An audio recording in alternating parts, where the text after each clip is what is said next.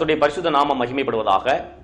KVEF ஊழியத்தின் மூலமாக இந்த CD வழியாக உங்களை சந்திப்பதில் மிக்க மகிழ்ச்சி அடைகிறேன்.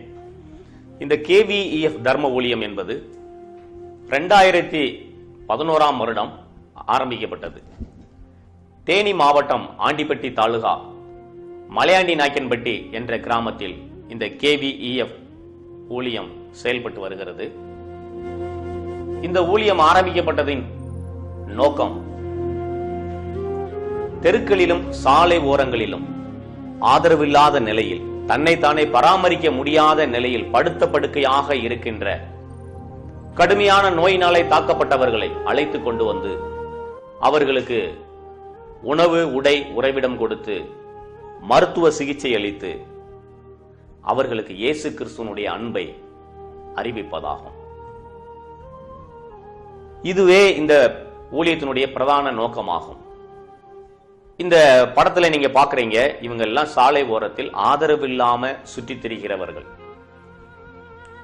ஒரு நிலையில் இப்படிப்பட்ட மக்கள், மனித உயிர்கள் புறக்கணிக்கப்பட்டு சாலை ஓரங்களில் தூக்கி வீசப்படுகிறார்கள்.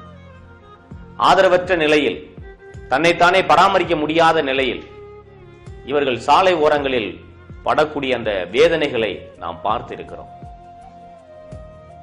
வேதம் சொல்லுகிறது, ஏழைகளுக்கு இறங்குகிறவன் கர்த்தருக்கு கடன் கொடுக்கிறான் என்பதாக வேதம் சொல்லுகிறது. இந்த சிறியவர்களில் ஒருவனுக்கு எதை செய்தீர்களோ அதை எனக்கே செய்தீர்கள் என்பதாக ஆண்டவராய் இயேசு கிறிஸ்து சொல்லுகிறார்.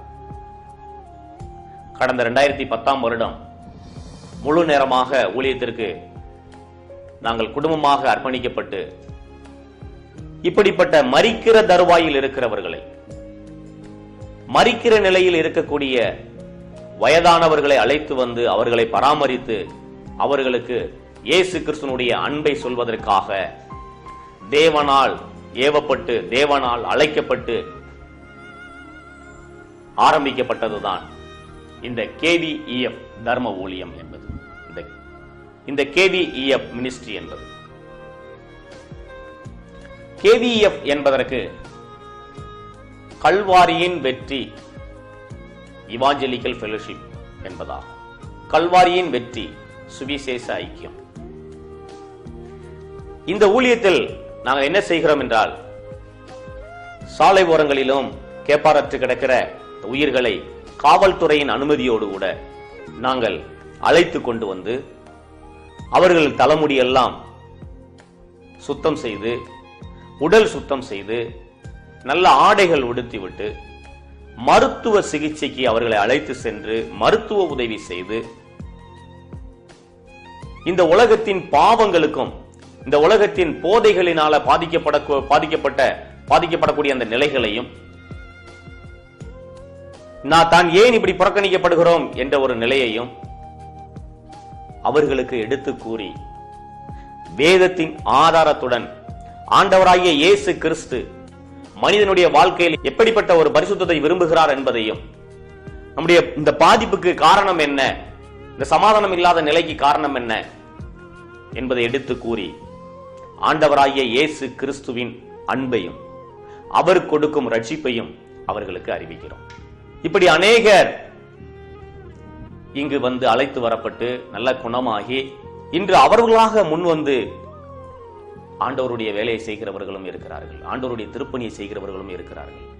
இந்த ஊழியத்திற்கு வெளிநாட்டின் உதவியோ ஃபண்டு நிறுவனங்களுடைய எந்த ஒரு உதவியும் கிடையாது. இயேசு கிறிஸ்துவை சொந்த இரட்சகராக அறிந்து கொண்ட தேவ ஜனங்கள் கொடுக்கும் சிறு சிறு காணிக்கைகளை வைத்து இந்த ஊழியம் செயல்பட்டு வருகிறது. அடிப்படை வசதியும் இன்றி, கட்டிட வசதியும் இன்றி தற்போது செயல்பட்டு வருகிறது.